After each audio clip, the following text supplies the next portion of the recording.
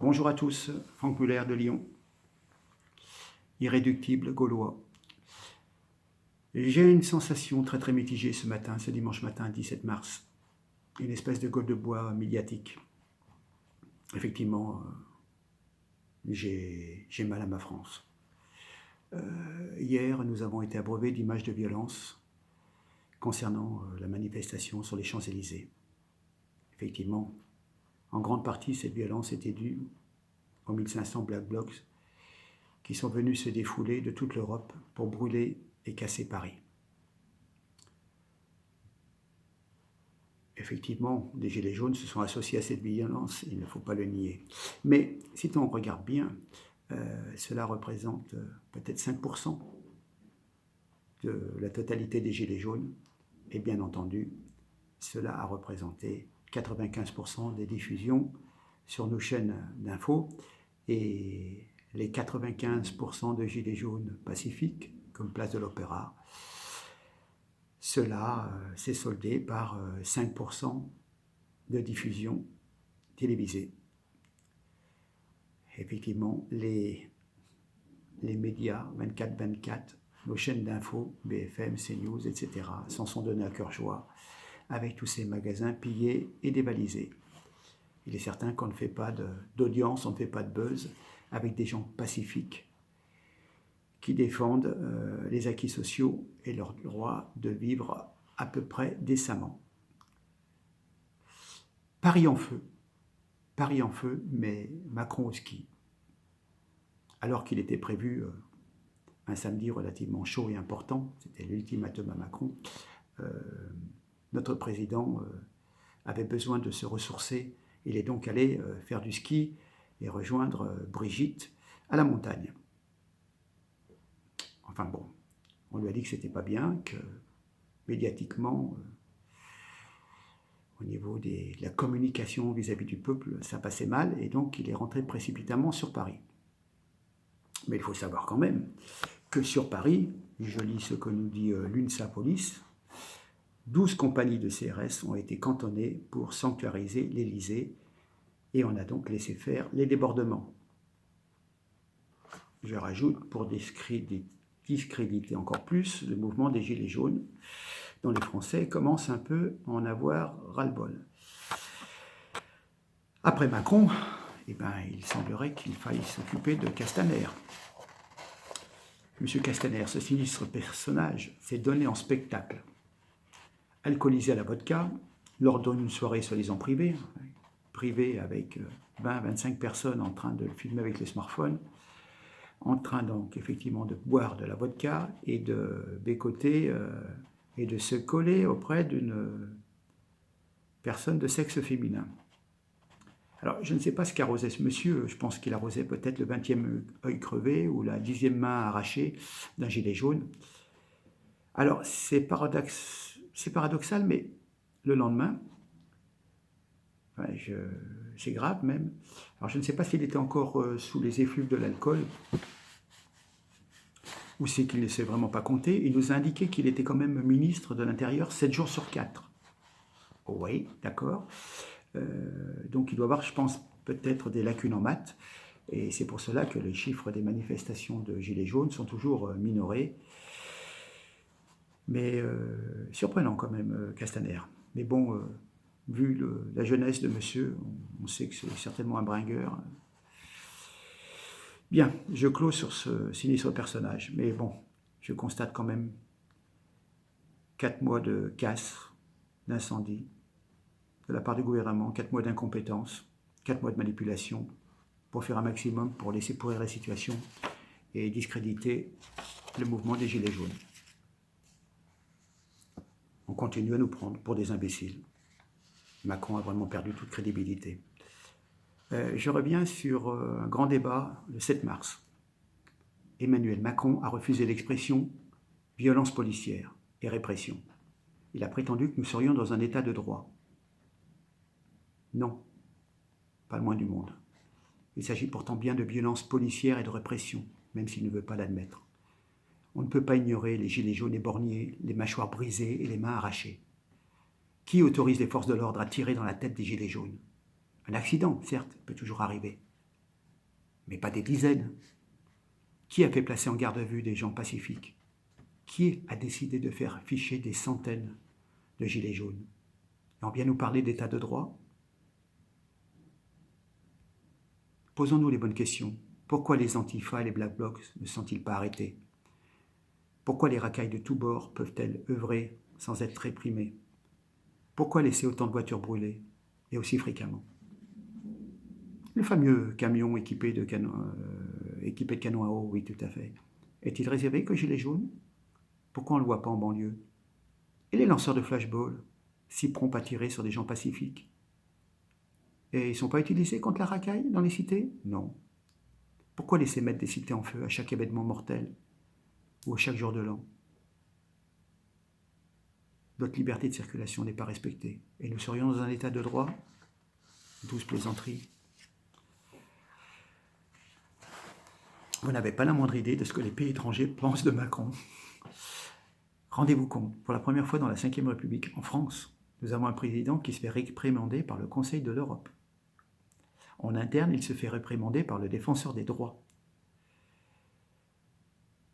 Par l'ONU aussi, qui se sont tous élevés contre l'utilisation abusive des lanceurs de balles de défense, les LBD et flashball. Macron nous parle de démocratie, mais comme nous sommes des opposants, nous sommes de vilains fachos. Comme nous ne comprenons pas les bienfaits que notre monarque veut appliquer à notre pays, nous sommes des incultes. Je reviens à la lettre de Macron. Il a fait une lettre pour expliquer à tous les peuples de ce continent que lui a tout compris et que donc le destin de nos pays européens est entre les mains de notre bien-aimé Emmanuel Macron. Mais les Polonais, Italiens, Hongrois, etc. lui disent « Ton peuple ne peut plus te blairer. Ton peuple veut que tu la fermes. C'est pas toi qui va nous expliquer ce qu'il faut faire pour la survie de la communauté européenne. Tu es vraiment mal placé. Fais d'abord la paix dans ton pays. Occupe-toi de tes affaires avant de venir nous donner des conseils. » C'est pas vrai? J'ai l'impression que Macron, c'est un capitaine. Un capitaine qui ne veut pas équiper et écouter son équipage et qui mène donc son navire droit sur des récifs pour notre plus grand malheur, malheureusement.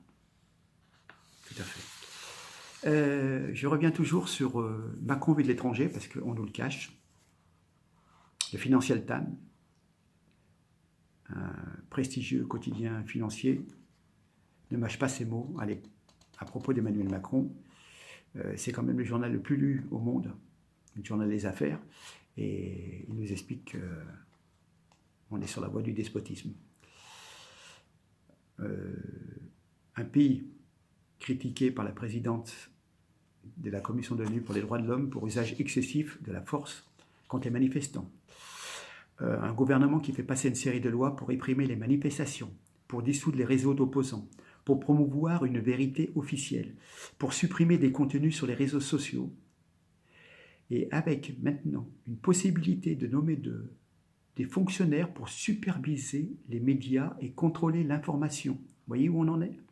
Bienvenue en France, patrie des droits de l'homme. Les manifestants, évidemment, sont les méchants gilets jaunes qui pourront être interdits individuellement de participer à des manifestations et seront placés sur une liste spéciale en faveur de la loi anti-émeute, votée le mois dernier par l'Assemblée nationale. Bien entendu, les opposants sont à l'extrême droite. M. Macron a juré de dissoudre leurs associations, qui étaient jusqu'à présent légales.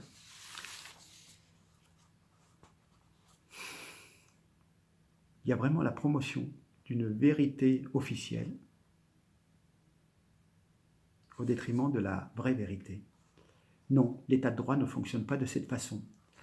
On est censé tolérer les attitudes déviantes, irritantes, excentriques, qui ne blessent pas directement les autres. C'est la définition même d'une société dite ouverte. En essayant de définir qui est autorisé à écrire, qui est autorisé à parler, qui est autorisé à tweeter ou à manifester, M. Macron sombre dans le despotisme. Il il élargit encore le fossé qui le sépare de nos concitoyens. À chaque mot social, à chaque demande, on répond par des lois qui répriment l'opinion publique générale.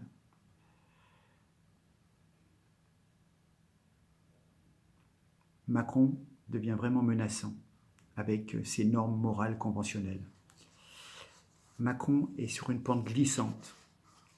Il place le bien et la sécurité publique au-dessus des droits individuels. Une tendance vraiment inquiétante de la part de démocratie d'emprunter des méthodes qui sont plutôt des méthodes de régime autoritaire.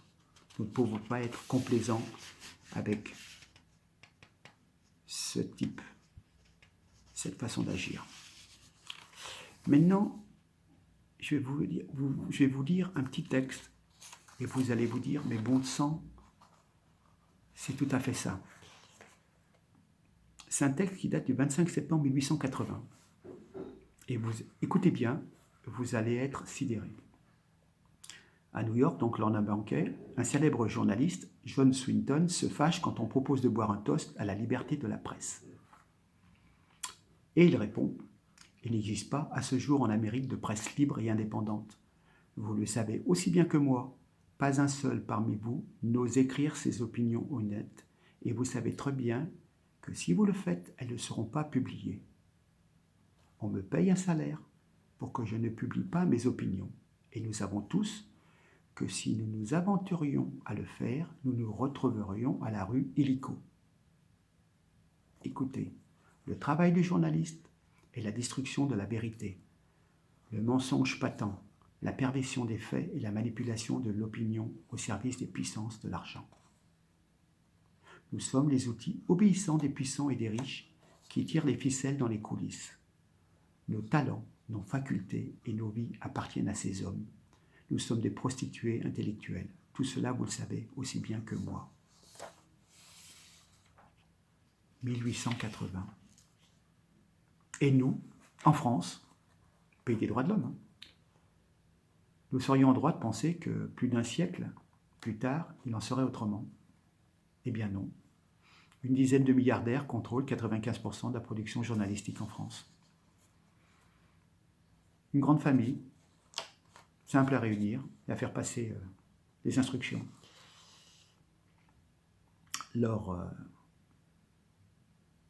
L'information n'est pas leur métier.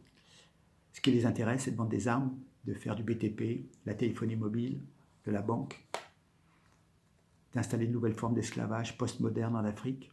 Voilà, en 2019, notre réalité en France. Posséder des médias, même à perte, ces médias perdent de l'argent, mais sont subventionnés par l'État. Je referme ma parenthèse. C'est un moyen d'avoir le pouvoir d'obtenir silence et obéissance. Vraiment difficile pour les citoyens de se retrouver gagnants. Il y a un contrôle exercé sur la jeunesse, puisque ces puissantes familles ne veulent pas informer les nouvelles générations, mais avoir un moyen de pression supplémentaire pour asservir les gouvernements successifs, qui, eux, ont besoin des médias pour se faire élire. Et cela sera utile également à l'augmentation du chiffre d'affaires de tous ces groupes familiaux que possèdent les milliardaires. Donc malheureusement, pour une partie, on peut dire aussi en France, comme John Swinton l'avait dit il y a 150 ans, aujourd'hui les journalistes sont des prostituées intellectuelles utilisées comme des pantins. Et oui, il y a certainement des journalistes honnêtes qui sont obligés aussi de se la fermer, car ils tiennent à garder leur place et pouvoir avoir une paye à la fin du mois. Maintenant, on va passer à quelque chose d'un peu plus réjouissant, délirant plutôt. Nous apprenons que l'ancien ministre socialiste Jacques Lang a reçu en cadeau des costumes du couturier italien Smalto, publié le 8 mars par l'Obs. L'actuel président de l'Institut du monde arabe a reçu entre 2013 et 2018 pour près de 195 600 € de costumes et pantalons. Son avocat a dit « Ces cadeaux n'ont jamais eu aucune contrepartie. Sans blague. Mais ce n'est pas la première fois. Hein. Depuis 40 ans, M. Jack Lang a reçu beaucoup de cadeaux, notamment le couturier Thierry Mugler et la marque Yves Saint Laurent. Quand je pense qu'il y a 2 ans, pendant des semaines et des semaines, on nous a fait un cinéma pour 2 costumes, je crois, peut-être plus, pour 13 000 € pour François Fillon. François Fillon, petit joueur, hein. Jack Lang, top du top. Vraiment 2 poids et 2 mesures. On se fout de nous. Vraiment, c'est vraiment le dîner de con. Hein. Vous vous rendez compte, Jack Lang, des centaines et des centaines de milliers d'euros en cadeau. Sans contrepartie. Pour moi, on ne m'a fait pas de cadeau. Hein. C'est bizarre quand même. Bon, sur ce, il faut tout changer. J'ai l'impression que Macron est en train de gagner en nous faisant traîner. Il joue sur l'exaspération des Français qui un peu en ont marre de toutes ces scènes de violence et de cette insécurité. Et c'est pas bon pour les affaires, c'est pas bon pour l'emploi, tous ces gens qui se retrouvent en chômage partiel, espérons-le, soit des boîtes qui vont couler parce qu'elles n'auront pas les reins assez solides pour reconstruire des boutiques, des magasins, parce que les assurances, enfin bon. Je rappelle une chose, je vous rappelle, et je compte sur vous, le 26 mai 2019 se tiendront les élections européennes qui renouvelleront le Parlement européen. Ce scrutin est capital pour l'avenir de notre pays, tant l'influence de l'Union européenne sur notre politique nationale est grande. Cette élection ne comporte qu'un tour. Chaque voix compte, s'il vous plaît.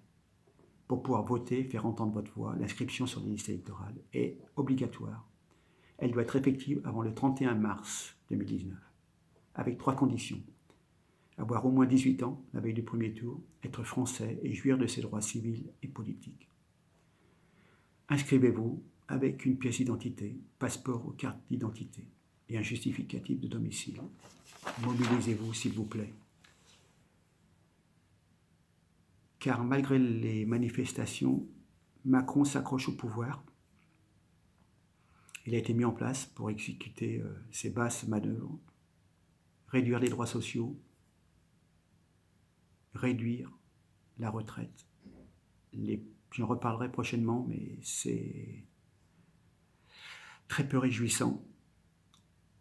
Je pense que la seule solution, enfin la seule, peut-être pas la seule, mais bon, il faut impérativement que pour ces élections du 26 mai, la liste de Macron soit la plus minoritaire possible.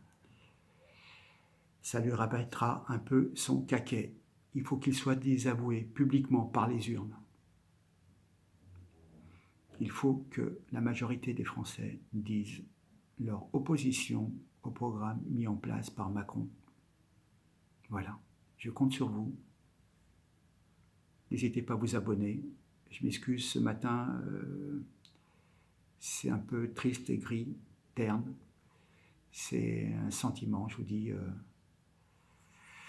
de gueule de bois médiatique, de tristesse.